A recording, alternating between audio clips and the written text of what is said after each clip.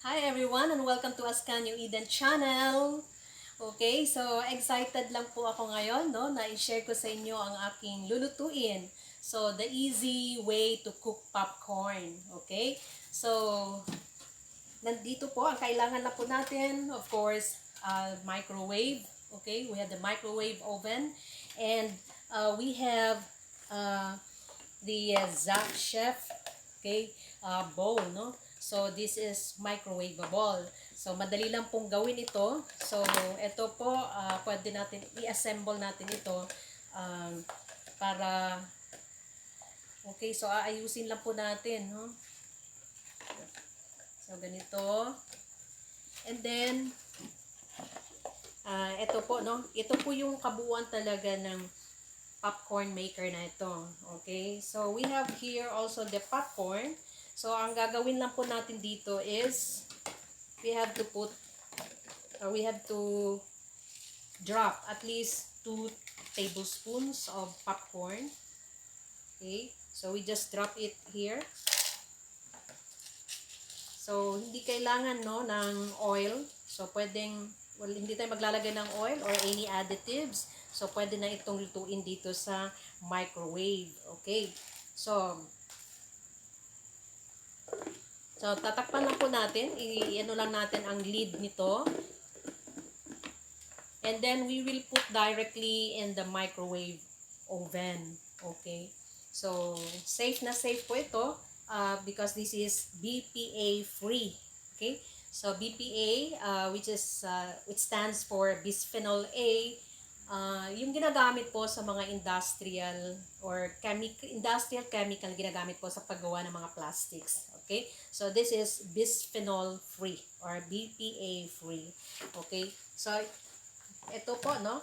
Ipapasok lang po natin siya sa oven. Okay? Ayan po. No.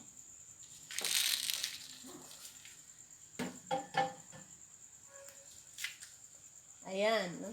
Okay.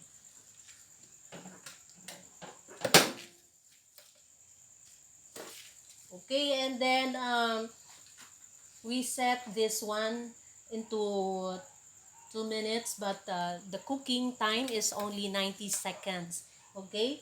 So we will take here 2. Okay? So ayan, nag-umpisa na po, no? So we'll just wait for 90 seconds and popcorn will already popped. Okay? So this will be cooked already. Okay?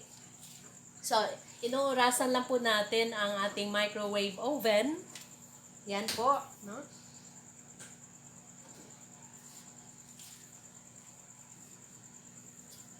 So, this is very common, no? This is very common in cinemas. So, popular po siya na snacks, no? Para po sa mga nanonood ng sine.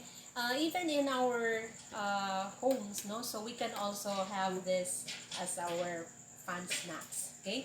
So, it's popping this time. So, nagpa-pop na po yung ating corn. Okay, so yung kernel na nasa loob po ng bowl inside the microwave oven, so it's already popping. Okay, so we just wait for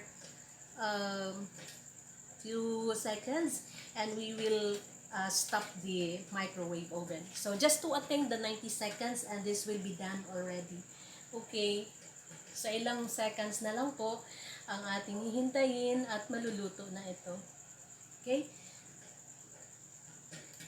So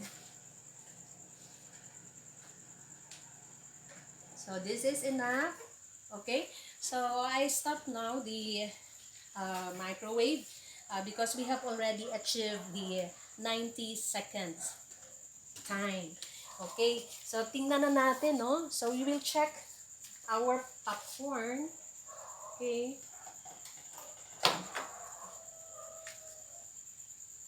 Wow. Okay. So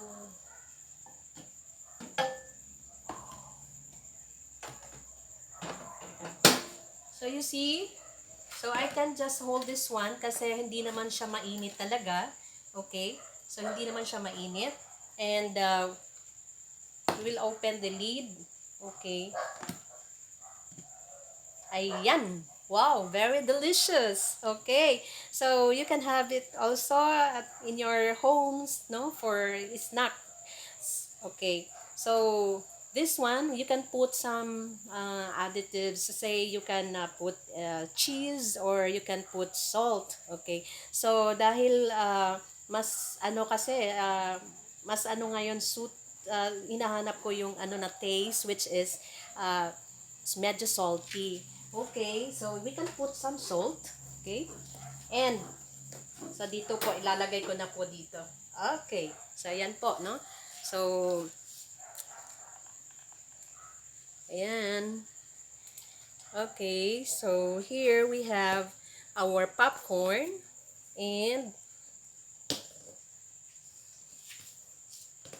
dali lang po, no? So, kuha lang po tayo ng kunting asin. Okay? And we spread or we sprinkle the salt here.